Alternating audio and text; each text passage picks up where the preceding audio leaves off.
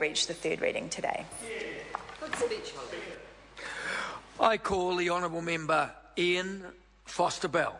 Paul Foster-Bell, Mr. Speaker. Sorry. Kia ora, Paul sir. Foster-Bell. Sir, I take great pleasure in taking a brief call in this third reading of the Electoral Amendment Bill put forward by our excellent, diligent and incredibly hard-working Justice Minister, the Honourable Judith Collins. Sir, it's been a pleasure and a privilege to serve on the Select Committee chaired by the member for the Coromandel, Scott Simpson, as we have gone through this legislation, which is crucial to our precious democracy in New Zealand. Sir, I've served overseas working for the New Zealand government in countries which don't have a stable and well-managed system of voting where you have integrity and measures to prevent fraud. So I've seen people fighting on the streets of countries where elections are not free and democratic. So it is very important that we protect the integrity of our voting system and take reasonable steps to make sure fraud is not a feature of our country's democracy.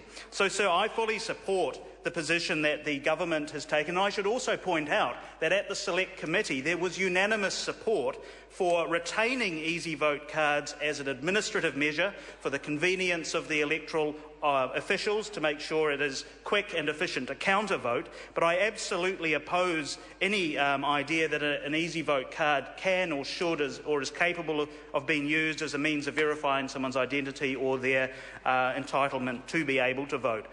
So it was a little bit rich, sir, to be lectured by previous speakers on this measure, given not only did all parties in the Select Committee unanimously support that recommendation, there was an absolute consensus on the committee, but also, sir, this legislation does not remove easy vote cards, which was the implication of some of the previous speakers' speeches.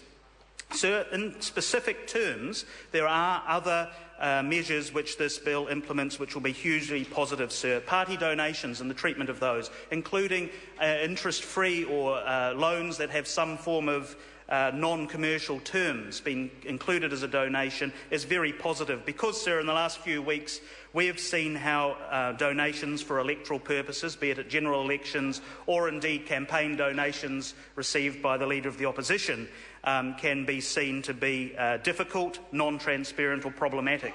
So Mr Cunliffe has yet to tell us who his two secret donors were who donated to his slightly tricky trust that he maintained.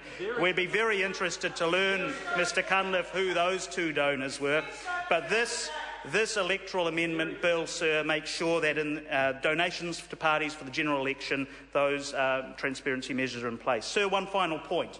I do take exception to the previous speaker's implication that the changes around, or the SOP that Mojo Mathers moved regarding the assistance to people with a disability or perhaps who have English as a second language, that those people are not being properly catered for. Once again, sir, there was unanimous support on the Select Committee for the new Clause 24 of the bill, which not only provides for people with a disability being able to use gesture to indicate their name on the roll, but also for people who have a disability or English as a second language to take a support person to assist them when they are casting their vote. Sir, I have a mother who is hearing impaired and needs, in some cases, some assistance when it comes to interacting with people verbally. I absolutely support this bill as it stands. It will not interfere with her democratic right to cast her vote. Those provisions are in place, and I hope the New Zealand public has not been misled by the incorrect statements of the opposition. I call the honourable member Dennis O'Rourke. Mr Speaker, what